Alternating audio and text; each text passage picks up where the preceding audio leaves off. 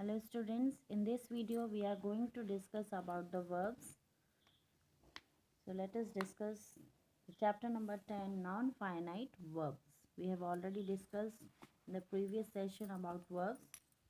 So non-finite verbs are not limited by subject, person, number or tense.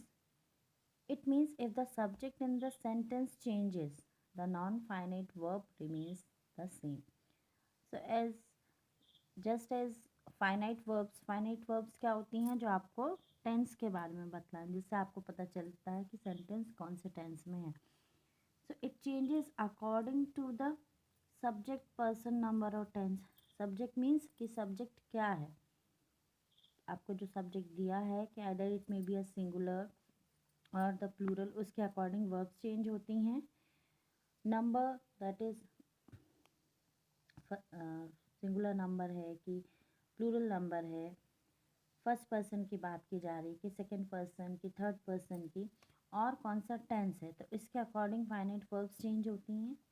लेकिन जो non finite verbs होती हैं ये लिमिटेड नहीं होती हैं कि ये आपके सब्जेक्ट या पर्सन या नंबर के अकॉर्डिंग चेंज हो या टेंस के अकॉर्डिंग. अगर सब्जेक्ट चेंज होता है सेंटेंस में तो non finite verb remains the same. Non finite verbs जो होती हैं चेंज नहीं होती हैं. It doesn't need tense to change the meaning. Example, I traveled to Germany to improve my German. मैं कहाँ पे गया? जर्मनी. क्या इम्प्रूव करने के लिए?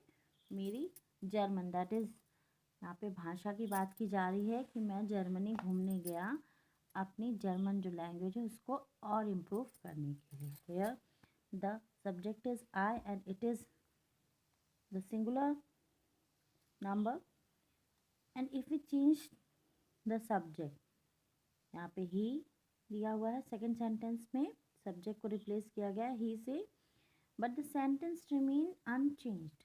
ही travelled to Germany to improve my German.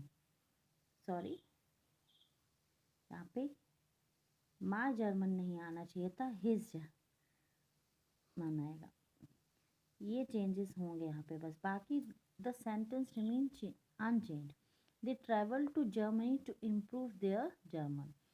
So जो नेसेसरी चेंजेस हैं उनको छोड़ के बाकी यहाँ पे वर्ब में चेंज नहीं होगा. Sometimes the book will be also wrong, यहाँ पे आप करेक्शंस कर लेंगे. Okay, so non finite verbs क्या होती हैं?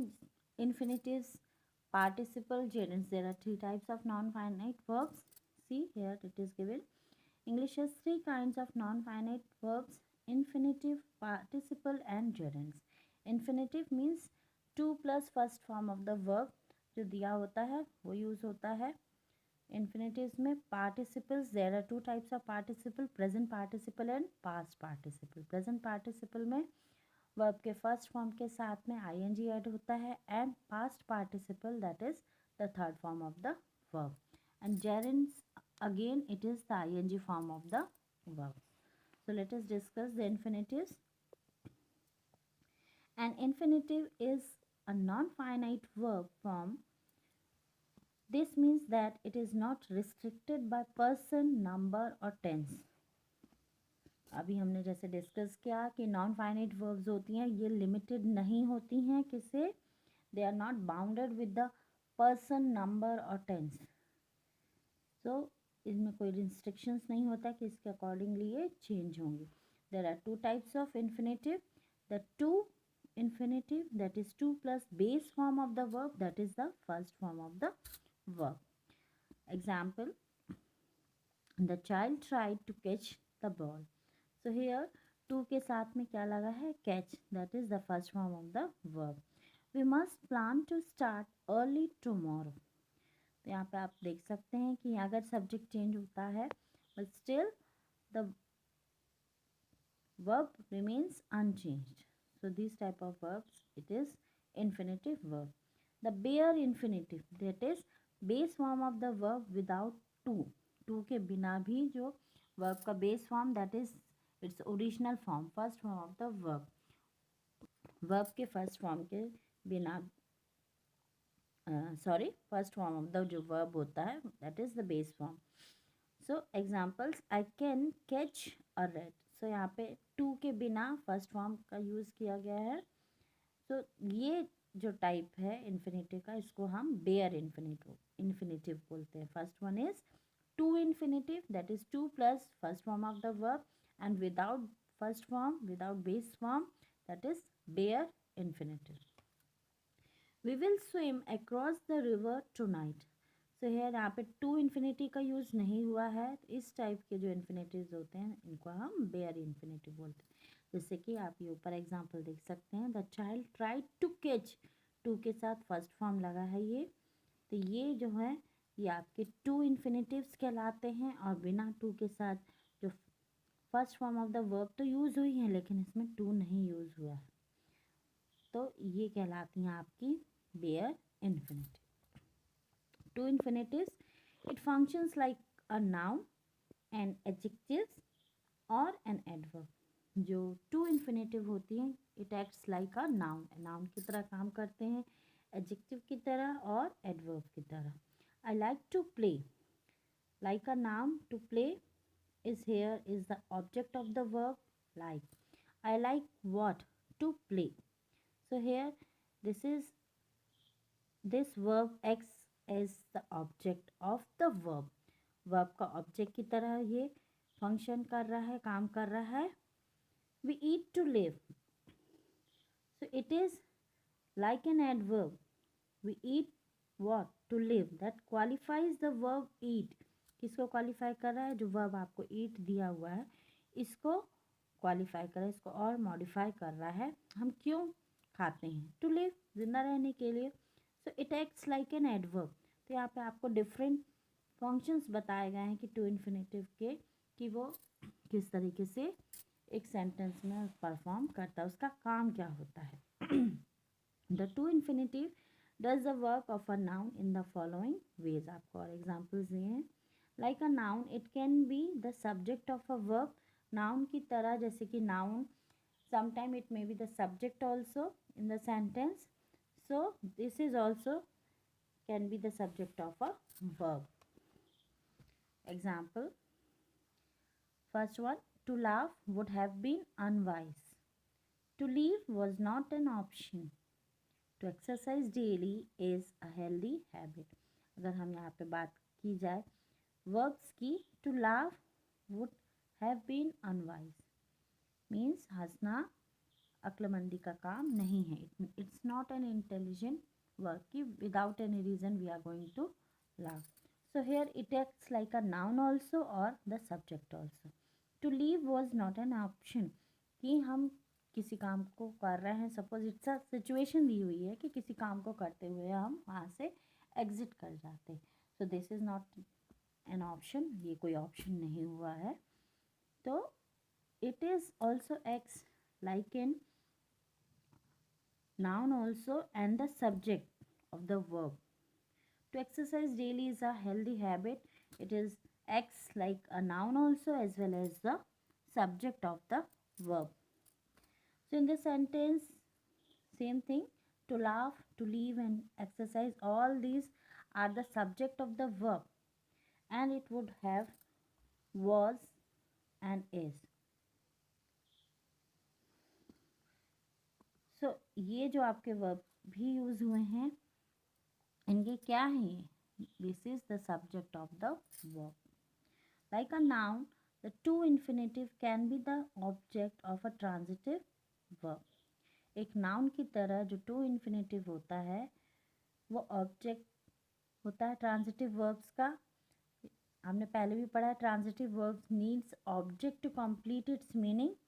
वैसे ही टू इन्फिनेटिव भी ऑब्जेक्ट हो सकता है ट्रांजिटिव वर्ब का. Example, I do not like to, here it is again the mistake, pay लिखा है. सो इट मे बी, पे भी हो सकता है. I do not like to pay और प्ले, यहाँ पे आप प्ले भी लिख सकते हैं साथ में. पे करने की बात की जाए तो मैं पे करना पसंद नहीं करूँगा, या प्ले तो मैं प्ले करना पसंद नहीं करूँगा. So I do not like what to play or pay.